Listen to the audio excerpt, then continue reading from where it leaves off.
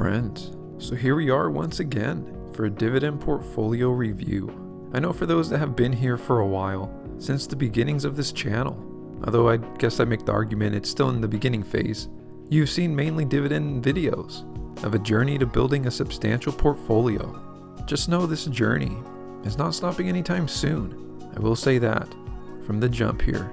But as anyone who has been investing into dividends knows, this journey takes decades, which means we certainly have time. And for me, this has simply just grown to being one of my pillars when I think of personal development and self-improvement, or I guess ultimately, a life that I want to live, building it up, starting now over time. The way I look at it, the pillars that I speak of, what are they? Well, I think they're mind, body, soul, of course, but they also include relationships, career, and of course finances.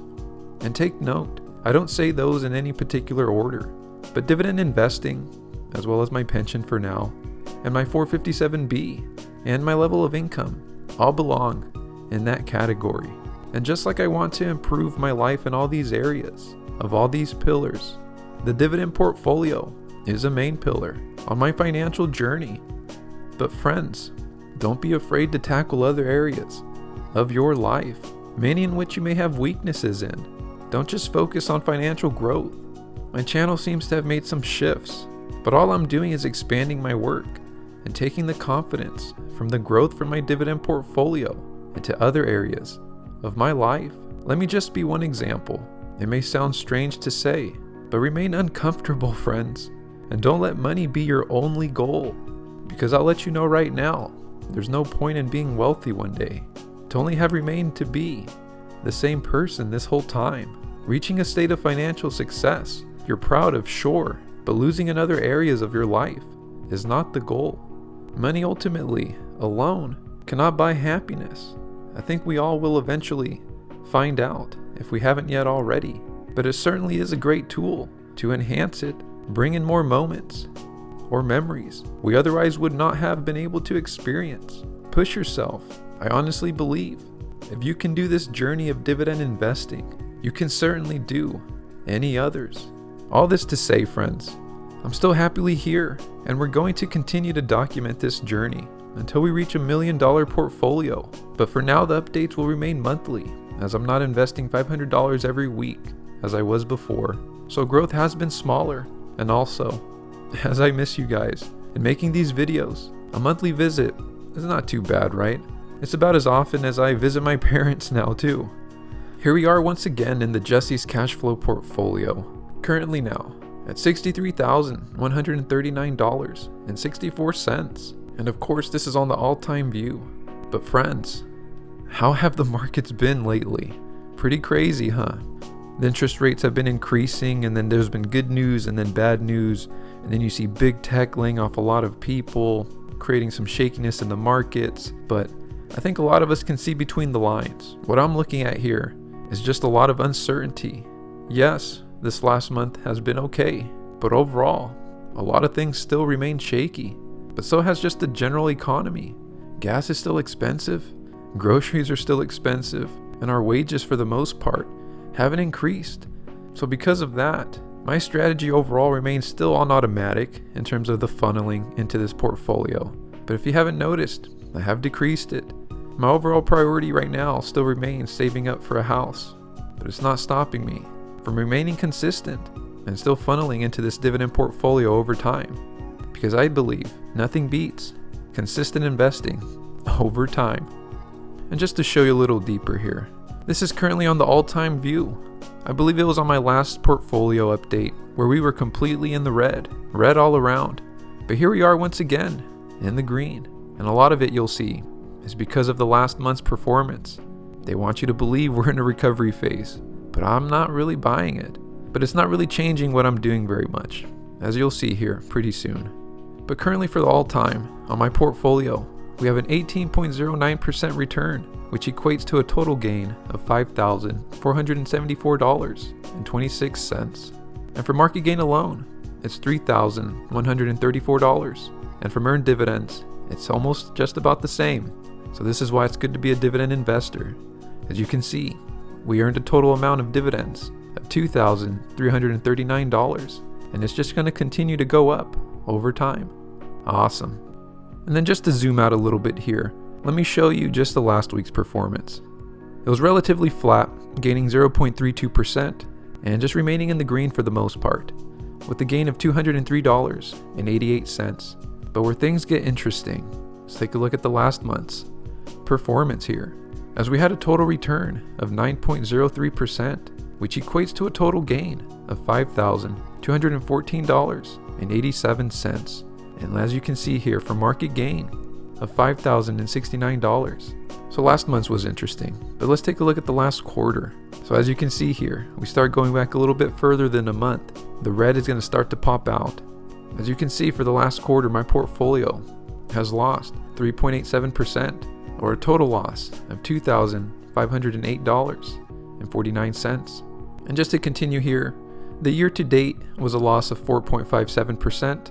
And if we take a look here as well, last 365 days is a minus 1.73%, or a minus $947.56. So that's the last 365 days. But the year to date hasn't been pretty. It's a minus 4.57%. And really, friends, it's only been like this because I've been combating a lot of this red with what has been a pretty heavy funnel for most of the year. Before my current funnel now of $100 every week, I was investing $500 every week. So it does kind of put things into perspective.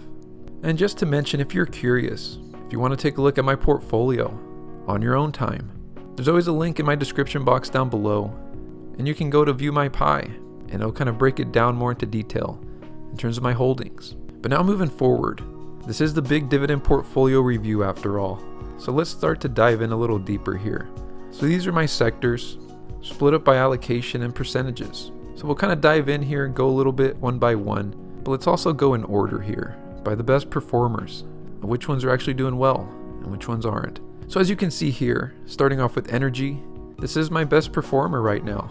It's only set at 3% of my portfolio, but it has a 143% return, which equates to a $981 gain.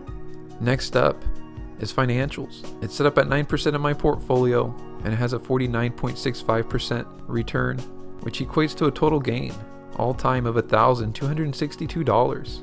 And I do want to mention, but if you do go to check out my pie in the link down below, it'll show you what holdings I actually have in each of these sectors. Like in this one, for example, my consumer discretionary. I do have McDonald's, so if you click on it in the link down below, it'll show you. And just to show you another example, so consumer discretionary, and then let's click on consumer staples. It'll show you what holdings I have in here. But as we mentioned, consumer discretionary, it's only 1% of my portfolio and has a return of 40.41%. You already happen to take a peek in there, and it's just McDonald's. It's just one holding, and it has a return of $121.59. And then consumer staples, another one you just happen to take a peek in. It's actually set at 12% of my portfolio and has a return of 38.69%, or a return of $1,354. And then next up, we have industrials. It's set at 8% of my portfolio with a return of 35.53%, and it equates to a total return of $852.32. And of course, we have an ETF here. I'll go ahead and show you which one it is. It's SPYD if you're curious. It's a high dividend paying ETF, and I've had it since the very beginning of this portfolio. But it's set at 10% of my portfolio with a return of 29.42%, which equates to $825. And then next up we have utilities, which is also set at 10% of my portfolio with a return of 15.90%, equating to a total return of $488. And then next up we have tech, set at 10% of my portfolio with a return of 13.67%, which equates to a total of $410.14. And I'll click on this one because everyone likes tech, right? Just so you can take a peek. And here I have IBM, Oracle, I have Apple, Cisco, Nvidia, and Visa. And my highest holding in here is Apple, followed by Nvidia. So we're making our way further still. Next up is the index fund. It has returned 10.04%. It's 10% of my portfolio, and its return has equated to $321.81. And then next up we have healthcare at 7% of the portfolio with a 2.14% return, which equates to a return of $48. And then our last one in the green, it's materials, set at only 2% of the portfolio with a 1.85% return, or $12.31. and then here we are getting into the red a bit. So I guess to no surprise, real estate is actually in the red. It tends to sway, and right now is a time where I guess it's not surprising to see it be in the red.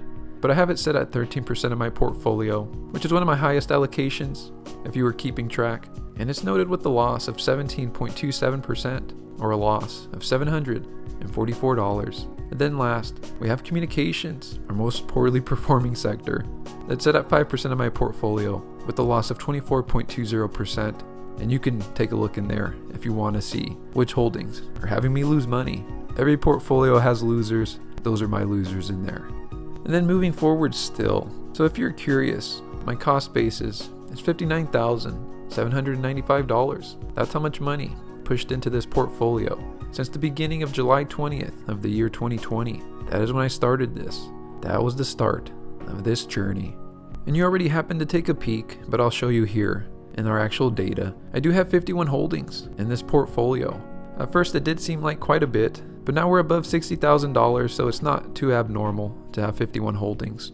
And my idea is, by the time I get to $1 million dividend portfolio, 51 holdings will look even better than what it does now. But as I always say, it's like when you're a younger kid buying a bigger pair of shoes. You expect to grow into it. And I expect this to be a really substantial portfolio one day. And my strategy is to never sell and to have it be as low maintenance as possible. So when I selected holdings, I selected 51. They should do well. They have a track record of proving it. So hopefully, within the next 25 years or so, when I go to retire, they'll still be there. If not, we'll make adjustments along the way. And as far as my dividend yield, it currently says it's 2.952%. It fluctuates, it goes up and down. It goes up when the portfolio decreases, and it tends to get smaller as the dividend portfolio increases. But right now it's 2.952%, and it's at a pretty good place. I have no complaints. And now to show you exactly how much I'm making in dividends, currently with the $63,000 dividend portfolio. As you can see here, I've opened up the Div Tracker app. I'm not affiliated with them at all by any means in any shape, way, or form, but it is an app that I've used since the beginning, and I've actually enjoyed using it. But for the most part, as you can see, the amount is practically the same. But taking a look here, you can see my composition. It's fairly accurate. VIG, SPYD are my biggest holdings, apart from O. And everything from O and under, it's under, practically 4%. And that's about how I want my portfolio to be set up. I want my 2 index funds or ETFs to be higher than the rest of my holdings. Everything else, if I'm holding it as a single stock, I do want it to be less than 4% for sure. And that's just to be well diversified. And as you can see here, my annual dividend income is $1,861.72 for this portfolio size. I'm looking forward to the moment when I hit the $2,000 mark, and as I'll scroll down here, it'll tell us about how much more we need to invest to hit it. But if we break down our $1,800 dividend income into monthly, it's about $155, which is pretty good. That is noticeable now. And if you really want to have fun with it, you can break it down onto the daily, and it's $5.10. And as far as the dividend yield, on the Div Tracker app, it says 3.11%, whereas on M1, I believe it said 2.9%. So anywhere in between there is probably where my dividend yield is, but regardless, it's still within range that I'm comfortable with. But as we scroll down here, you can see I'm about 93% reached to my annual dividend income goal of $2,000. And if you look a little closer underneath, it says if I invested $4,441 at this dividend portfolio's yield, I would reach that goal. And as we get closer to wrapping up this month's dividend portfolio update, I guess I just want to end with some short and long-term goals that I have. As far as on the short term, still priority remains to save up for a house for me. I still have an automatic $100 weekly funnel versus the $500 weekly funnel I had before, and I still plan to have this at least until the year 2025, if not the year 2026. Over these couple years, I also expect to hopefully get a pay raise. I am currently in a master's program, and I do hope that'll open some doors to opening up a higher salary as well. As far as on the long term, once I save enough to buy my first rental or my first house, or as my yearly salary increases, I'll go back to funneling my portfolio at the faster speed of at least $500 every week. And over time, this will lead to a $1 million portfolio by the age of 50 or so. So that is the ultimate goal, to retire at the age of 50 comfortably. I plan to start picking up the pace by the year 2026, but a key here is I will remain investing every single week until then. And just for example, this is the HughCalc website. It's a website that I often use to take a look at my dividend progress. But in the first example here, I show you where I should be by the year 2026 or sometime in the year 2025. And as you can see here, starting at my current amount of $63,000, with some of these inputs that I put here that are pretty standard, I should, at the end of it, I should have a balance of about $98,000. And in the second example, now having that same balance of $98,000 and having now an improved input, kind of going back at my previous speed of $2,000 every single month, by the age of 50, I should have a dividend portfolio of at least about $2 million. So I'm still on path and time will tell, but ultimately all we can do is plan and allow time to continue to tick. And so that's going to be it for this week's video. If you made it to the end, just know that these monthly updates will continue. This dividend portfolio will continue. I know a lot of my channel has been about growth lately, but this is just one of the pillars to being one of the best versions of ourselves that we can be in all areas. And don't be scared of growth, friends. Don't be scared to be uncomfortable. But that's going to be it for this video. I would say I'd see you in 7 days, but I'm not. And if you've been here for a while, I know I used to always say that. But I'll see you in a month. And as always, friends, take care.